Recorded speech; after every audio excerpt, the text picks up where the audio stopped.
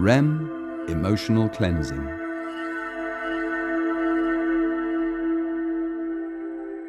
Life is characterized by energy and information. From the moment of conception, these two elements mold the biological and psychic development of the individual in such a way that each cell preserves, as though on a recording tape, the memory of everything. The impression that these two forces, energy and information, make during the fetal period and at the moment of birth is fundamental to the psychophysical development of the person to be. In other words, what happens during conception, gestation, and the trauma of birth survives in the individual not as a conscious cognitive memory, but as a record of energy and information.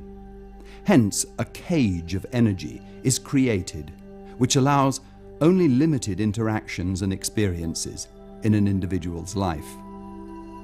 This explains why we always end up in the same situations and fall into the same mistakes.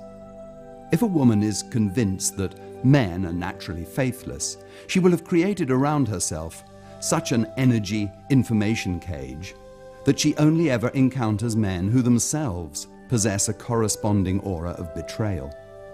Our very thoughts constitute energy and information. We are what we think we are. We are all thinking bodies in a thinking universe.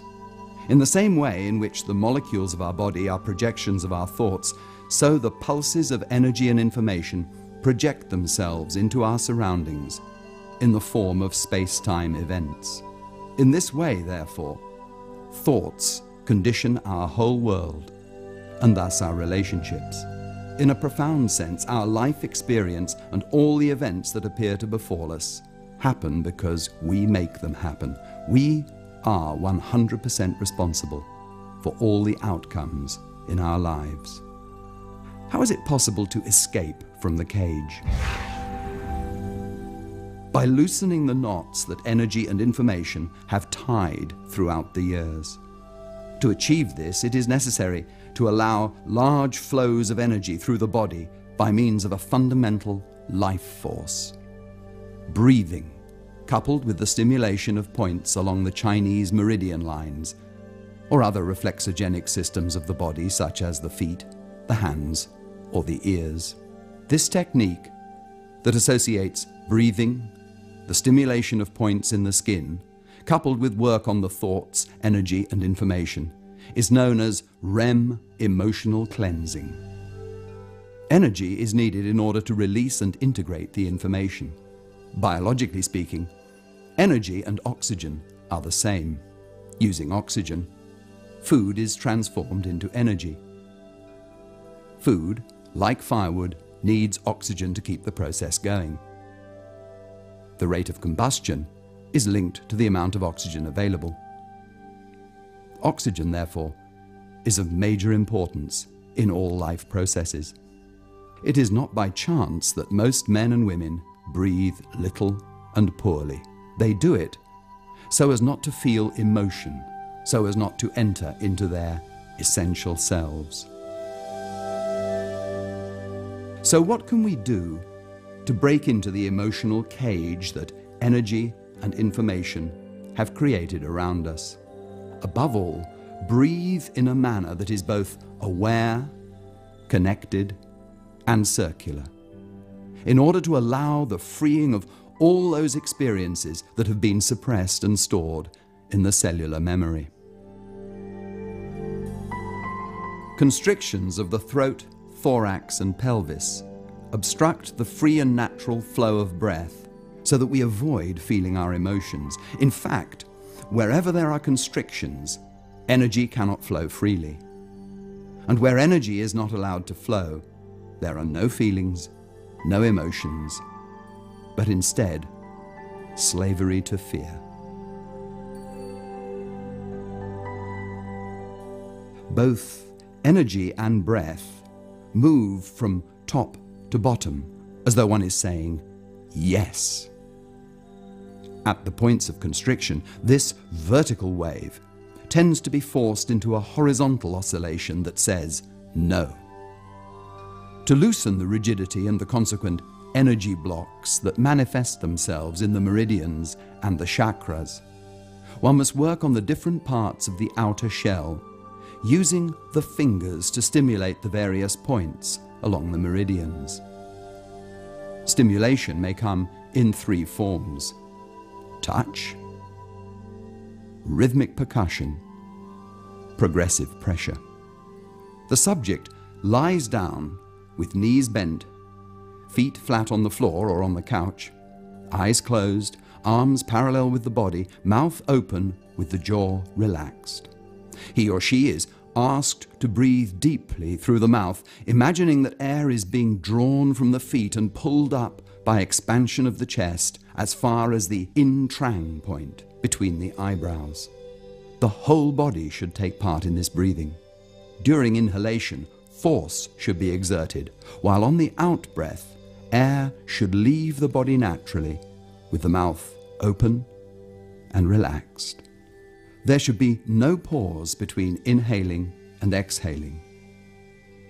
Many pressure points may be stimulated, each one being linked to a specific emotional block.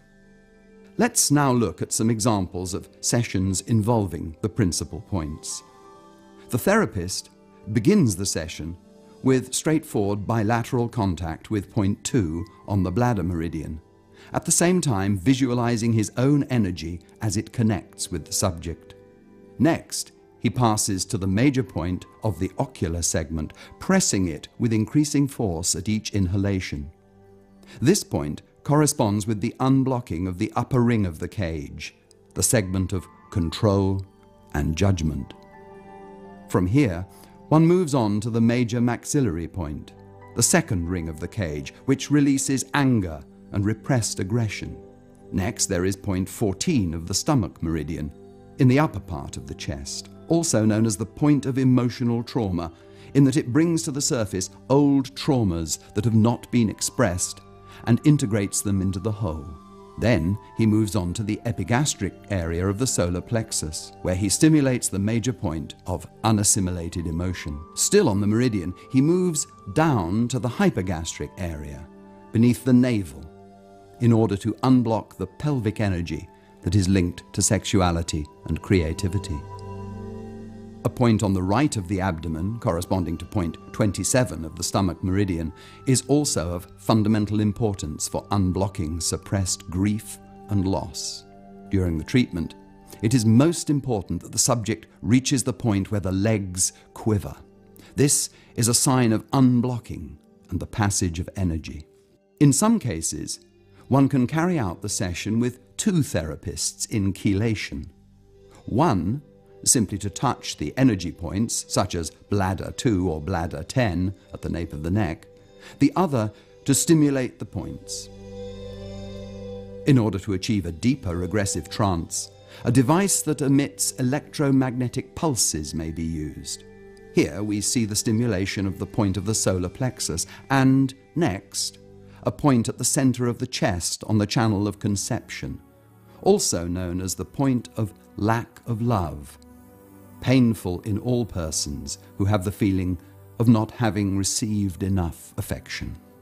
In collective sessions, the therapist moves from one subject to another, stimulating the various points as necessary.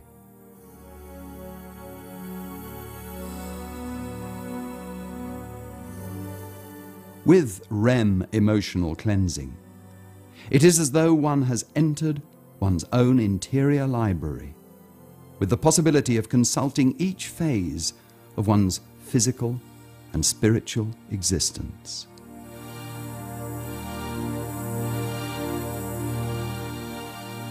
REM emotional cleansing in water warmed to 38 degrees is carried out in 3 phases.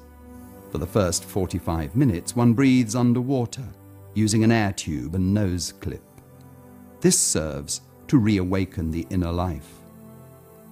While breathing, the subject is assisted by 2 people who represent the father and the mother. In the second phase of 15 minutes, The subject breathes slowly while lying on his back in order to come to terms with his experiences. Finally, in the third phase, he is received back into life by his two symbolic parents. In the polarized world that encompasses us, there are only two realities: love and fear. If we fail to live by love, seeing with an open heart, we become slaves to fear. This creates around our hearts a cage that grows heavier and heavier, preventing us from living our emotions. Anyone who is afraid of losing control of his own emotions has, in reality, already lost control, for he is controlled by fear.